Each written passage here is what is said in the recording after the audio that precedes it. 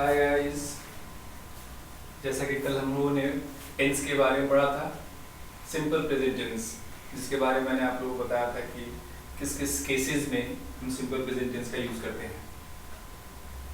Sentences दो तरह के होते हैं, एक अफर्मेटिव, एक नेगेटिव, जो जनरली हम इसमें यूज करते हैं सिंपल प्रेजेंट।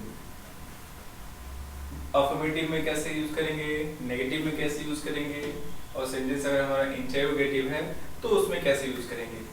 तो अगर सेंटेंस हमारा नेगेटिव है या फिर इंटरोगेटिव है,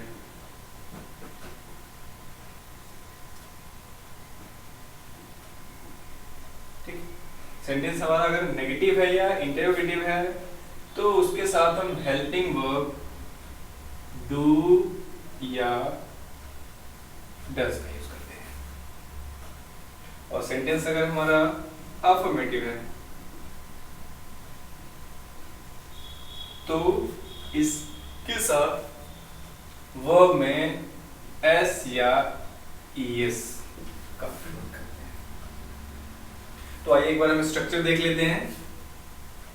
सिंपल प्रेजेंट टेंस का स्ट्रक्चर क्या होता है, यानी कि सब्जेक्ट पहले लिखते हैं। अगर सेंटेंस हमारा अफर्मेटिव है तो अफर्मेटिव सेंटेंस का स्ट्रक्चर होता है, सबसे पहले लिखते हैं हम subject, S, S stand for subject, plus V, V stand for verb, verb की फर्स्ट फॉर्म यूज करते हैं और उसमें हम एस या ईएस का यूज करते हैं। सेंटेंस में सब्जेक्ट, वर्ब की फर्स्ट फॉर्म एस या ईएस प्लस ऑब्जेक्ट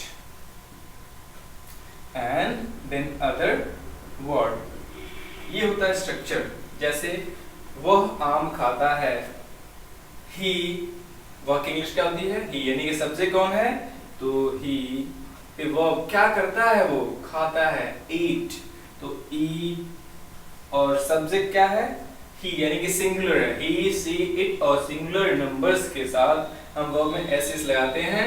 बाकी प्लूरल नंबर्स के साथ हम एस या एस का प्रयोग नहीं करते हैं। ही इट्स अ मैंगो, ओके। अगर यही होता है कि तुम आम खाते हो, यानी कि यू इट अ मैंगो, क्योंकि जब ये यू हो जाता है ये प्लूरल वर्ब हो जाता है, यानी कि प्लूरल हो जाता है और ये सिंगुलर, तो प्लूरल के साथ हम एस या ईएस का प्रयोग नहीं करते हैं। यानी कि यू इट अ मैंगो और सब्जेक्ट अगर सिंगुलर है तो it's a mango, he it's a mango, you it a mango. ये रहा स्ट्रक्चर हमारा अफर्मेटिव का। लेकिन जब सेंटेंस हमारा नेगेटिव हो जाता है या फिर इंटरोगेटिव हो जाता है, उस केस में हम do does helping verb use करते हैं।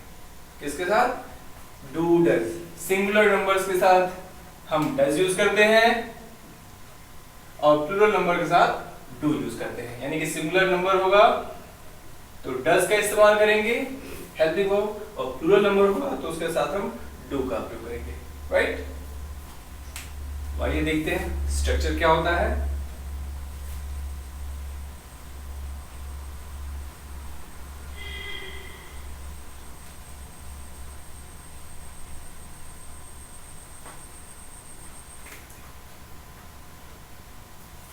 सेंटेंस इंटरोगेटिव है तो इंटरोगेटिव हमारे दो तरह के होते हैं, first type interrogative and second type interrogative.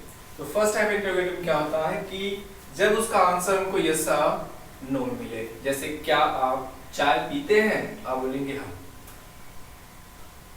क्या आप स्मोक करते हैं, बोलेंगे नो। इसका आंसर किस में मिला हमको, यस और नो में।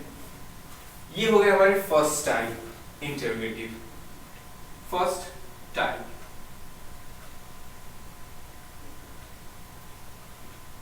फर्स्ट टाइप इंटरोगेटिव का स्ट्रक्चर क्या होता है, तो पहले लिखते हैं हम डू या फिर does, then subject, then verb की फर्स्ट फॉर्म। अब एक बात ध्यान देने वाली है कि जब हम डू डज का यूज कर देते हैं उसके बाद से फिर हम वर्ब में एस या एस का यूज नहीं करते हैं। We use only first form of the verb without s or es. because we have just used do or does, right? Then object, then other word, and then question mark. जैसे क्या तुम आम खाते हो? तो क्या तुम, सब्जेक्ट क्या है? तुम की इंग्लिश होती है यू, तो यहाँ लिखेंगे हम यू, और यू जो कि एक प्लूरल नंबर है इसलिए यू से पहले हम डू का इस्तेमाल करेंगे। तो क्या हो जाएगा, पहले डू डज यानी कि डू, फिर यू, डू यू, क्या तुम आम खाते हो? खाने की बात आ रही है। सब वर्ब क्या है? ऑब्जेक्ट, सॉरी वर्ब क्या है? It, do you it. उसके बाद क्या? अ मैंगो, यानी कि do you it a mango. Very simple, ये स्ट्रक्चर फॉलो करते हैं हम। Subject verb, subject verb main verb, sorry subject main verb object, ये होता है अफर्मेटिव का। लेकिन जब हम बात करते हैं इंटरोगेटिव की, तो पहले इंटरोगेटिव यस नो टाइप का है, तो डू, फिर subject verb first form object and other verb. अब बारी आती है सेकंड टाइप इंटरोगेटिव की। सेकंड टाइप में जब हम स्टेटमेंट देते हैं, यानी कि सेकंड टाइप में जब कोई स्टेटमेंट, जैसे आपसे पूछा जाता है कि आप सुबह में कब जगते हैं, तो आप ये तो कहेंगे कि यस। जैसे आपसे पूछा आप सुबह में कब जगते हैं, तो आप बोलेंगे यस नो, आंसर ये तो देंगे। आप एक स्टेटमेंट देंगे कि मैं सुबह 6 बजे जगता हूँ या जगती हूँ, या सुबह 5 बजे जगता हूँ या जगती हूँ, तो ये स्टेटमेंट आता है। इस तरह के वर्ड्स को हम, इस तरह के सेंटेंसेस को, इस तरह के वर्ड जो होते हैं हाउ, व्हेन, वेयर, ये सारे क्वेश्चन वर्ड्स होते हैं, और इस तरह के सेंटेंस को बोलते हैं सेकंड टाइप इंटरोगेटिव। इसका क्या होता है स्ट्रक्चर? तो पहले लिखते हैं हम question word, question word what, when, where, how, who, वो, तो क्वेश्चन वर्ड प्लस फिर डू या डज हेल्पिंग वर्ब, फिर सब्जेक्ट, फिर वर्ब की फर्स्ट फॉर्म, और फिर object and then other word. Okay, sentence बनाते हैं। तुम कहाँ रहते हो? इसमें क्वेश्चन वर्ड क्या है? कहाँ, यानी इसकी इंग्लिश होती है वेयर, तो क्या हो जाएगा वेयर। अब डू डज लगाएंगे, सब्जेक्ट कौन है? तुम हो, तो वेयर डू, फिर subject you live. Okay, where do you live. ये हो गए हमारे दोनों तरह के sentences, yes no type and WH type. एक होता है, इसको बोलते हैं डब्ल्यूएच टाइप, डब्ल्यूएच टाइप, और इसको बोलते हैं यस नो टाइप। क्लियर? अब बात कर लेते हैं नेगेटिव सेंटेंसेस की। बहुत ही इजी होता है negative sentence.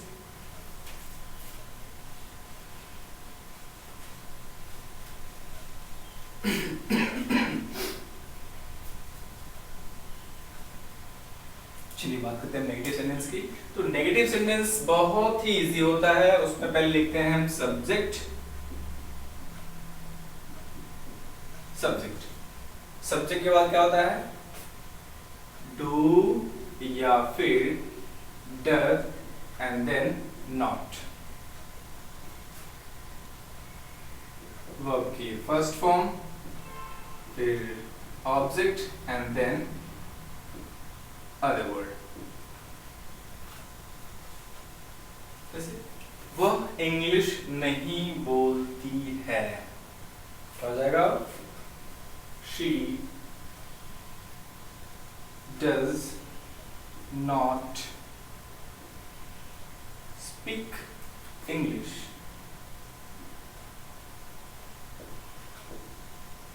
Right? She does not speak English. ये हो गया नेगेटिव सेंटेंस, बहुत इजी। इस तरीके से हमारा सिंपल प्रेजेंट टेंस खत्म होता है।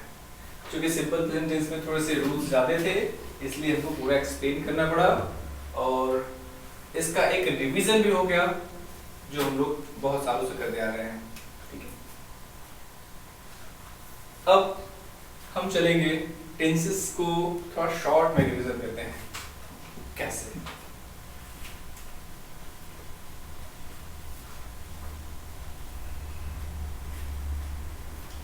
जिन्होंने पहले से पढ़ा है, आखिर पढ़ा तो सबने है, जिनको याद नहीं है यानी कि उनको भी रिवीजन की जरूरत है उनके लिए, और जिसने नहीं पढ़ा है उसके लिए भी ये बहुत एक इजी वे है जानने का।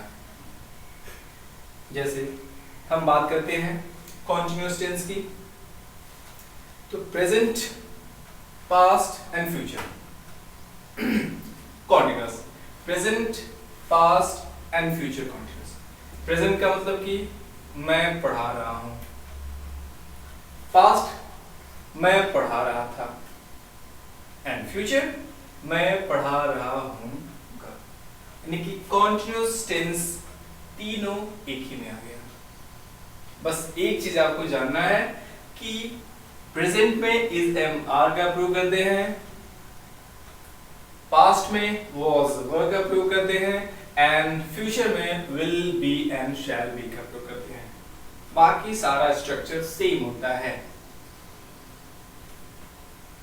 Continuous tense is used for those actions which is going on or which was going on or which will be going on। यानी कि वो एक्शन जो वर्तमान में या तो चल रहा है जिसे मैं पढ़ा रहा हूं, या फिर जो चल रहा था पास्ट में मैं पढ़ा रहा था, या फिर वो एक्शन जो कल मैं कर रहा हूं यानी कि मैं पढ़ा रहा हूं। ये तीनों एक्शन कॉन्टिन्यूअस में है। डिफरेंस क्या है कि एक पास्ट कॉन्टिन्यूअस है, एक प्रेजेंट कॉन्टिन्यूअस है और एक फ्यूचर कॉन्टिन्यूअस है। बस, तो आइए हम तीनों टेंसेस को एक ही साथ कवर करते हैं, present, past and future continuous. यानी कि हो गया प्रेजेंट, पास्ट और फ्यूचर कॉन्टिन्यूअस। ओके, एक ही स्ट्रक्चर होता है, बहुत सिंपल, कि जब आप काम कर रहे हैं यानी कि वो एक्शन चल रहा है, गोइंग ऑन है, वो प्रेजेंट कॉन्टिन्यूअस होगा। कॉन्टिन्यूअस मतलब कि जारी, कॉन्टिन्यू। तो प्रेजेंट कॉन्टिन्यूअस यानी कि प्रेजेंट में जारी, पास्ट कॉन्टिन्यूअस यानी कि पास्ट में जारी, एंड फ्यूचर कॉन्टिन्यूअस को कि फ्यूचर में जारी। सीधी सी बात। तो एक ही इसका स्ट्रक्चर होता है। अगर हम बात करते हैं स्ट्रक्चर की, तो सब्जेक्ट प्लस प्रेजेंट कॉन्टिन्यूअस है, या तो इज लगाएंगे या फिर एम लगाएंगे या फिर आर लगाएंगे, या फिर पास्ट है तो वॉज लगाएंगे या फिर वर लगाएंगे, फ्यूचर है तो या तो विल भी लगाएंगे या फिर शैल भी लगाएंगे। और इसके बाद से आता है प्लस, वर्ब की फर्स्ट फॉर्म में ing, and then object and then other word। Clear? बस बनाते हैं जैसे, बस एक हेल्पिंग वर्ब आपको चेंज करना होगा, आपका टेंस प्रेजेंट से पास्ट, पास्ट से फ्यूचर में जंप कर जाएगा। जैसे